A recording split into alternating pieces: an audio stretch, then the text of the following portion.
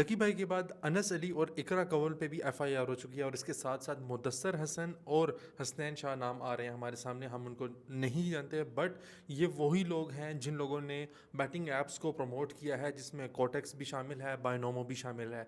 अब बहुत से लोग जो हैं वो ये कह रहे थे कि डकी भाई के ख़िलाफ़ जो है वो ये हो रहा है, वो हो रहा है, और गवर्नमेंट जो है वो किसी और को अरेस्ट नहीं कर रही, उनके ख़िलाफ़ कोई एक्शन नहीं ले रही। भाई थोड़ा थोड़ा सा टाइम लगेगा और सब लोग जितने भी हैं जिन जिन का नाम लिस्ट में दिया गया है, जो कि ऑलरेडी हर किसी को पता है, जो जो ऑनलाइन इन सब एप्लीकेशंस के साथ काम कर रहे थे, उन सब के ख़िलाफ़ कार्रवाई होगी।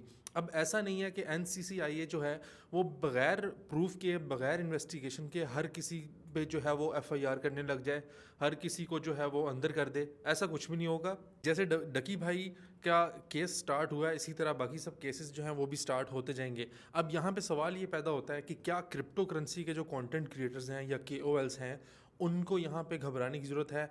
तो भाई देखो, जब तक आप लोग बैटिंग एप्स और ये जो गेम्स के नाम पे फ्रॉड करने वाली एप्स थी, अगर तो आप इनको प्रमोट नहीं कर रहे हैं और एक रियल लेजर प्लेटफॉर्म को प्रमोट कर रहे हैं, अगर आप फॉरेक्स की ट्रेडिंग करते हैं, अगर आप क्रिप्टो की ट्रेडिंग करते हैं, देन आप लोगों को किसी चीज़ की टेंशन लेने की ज़रूरत नहीं है, क्योंकि ये एक फाइनेंशियल मार्केट है।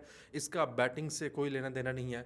आप लोगों को पहले भी बता चुका हूँ कि कोटेक्स जैसी जो एप्लीकेशंस आई थी मार्केट में, उन लोगों ने क्या किया था, उन लोगों ने बैक एंड पे हर चीज़ें सेट की हुई थी। अब ये लोग मानते नहीं थे, ठीक है। अब जितने भी लोग हैं जो मेरी वीडियोस भी देखते हैं, वो लोग भी इस चीज़ को नहीं समझते, ना मानते हैं कि भाई ये सारी चीज़ें जो हैं ये प्री प्लान्ड होती हैं, ठीक है। बैक एंड से सब चीज़ें जो है इन्होंने कंट्रोल की हुई होती हैं।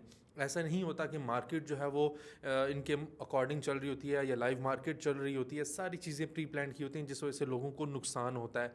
और यहाँ पे लोगों को किस तरह से नुकसान होता है, इंशाल्लाह मैं नेक्स्ट वीडियो में आप लोगों को ज़रूर बताऊँगा।